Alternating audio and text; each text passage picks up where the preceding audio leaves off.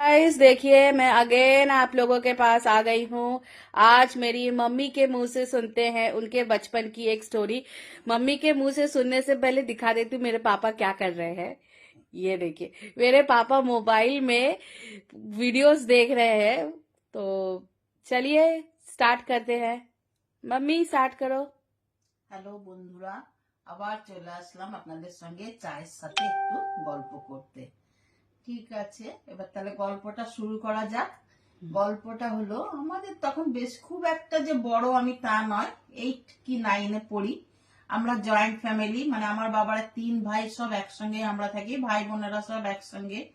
একদিন শীতের রাত, হঠাৎ সবাই ঘুমাচ্ছি নির্ঝুম রাতে। আমাদের একতলা বাড়ি এবং বাড়ির যে বারান্দাটা তার উপরে হলো আমাদের টিনের ছাদ, এবং তারপরে আমাদের ঘরের ছাদ আছেই, এক সাইডে টিনের ছাদ। আর আমাদের ঘরের সিঁড়িটা হলো বাড়ির বাইরের দিকে। তো হঠাৎ মাঝরাতে আমরা দেখি কি না, খুব ছাদে খুব ধুমধাম আওয়াজ হচ্ছে, কে যেন চলছে, গানের আওয়াজ পাচ্ছি। আমরা সবাই খুব ভয় পেয়ে গেলাম।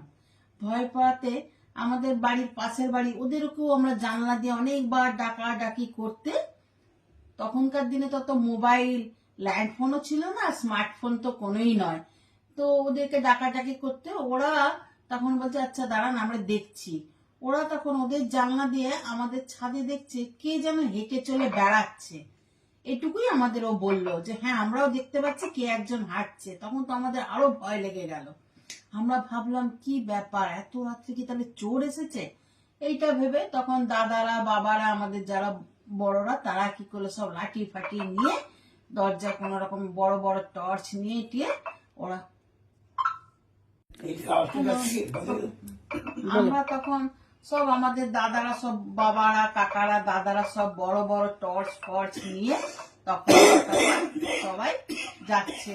এবং গিয়ে দেখে কি একটা পাগল, সে হেঁটে চলে বেড়াচ্ছে, ধুমধাম আওয়াজ করছে, এটা ফেলছে। ছাদে তো জানেন অনেক রকম জিনিস থাকে, সেটা ফেলছে এটা ফেলছে ওটা ফেলছে।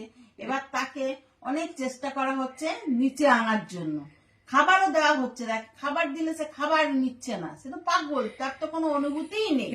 সে তারপরে অনেক কষ্টে তাকে আমাদের নিচে নামিয়ে আনা গেল। আনা যাওয়ার পরে এরকম, এবং সে যখন আসছে তার গায়ে কি দুর্গন্ধ, মনে হয় একসঙ্গে আমার 5টা 6টা জামা গায়ে দিয়ে আছে সে, এবং তার গায়ে প্রচুর দুর্গন্ধ, এত গন্ধ যে বলার নয়। হ্যাঁ, এই গল্পটাই আমি আপনাদের সঙ্গে শেয়ার করলাম। আপনাদের কেমন লাগলো কমেন্ট বক্সে অবশ্যই জানাবেন। ঠিক আছে, তাহলে এখানেই শেষ করলাম আমার গল্প। নমস্কার বন্ধুরা।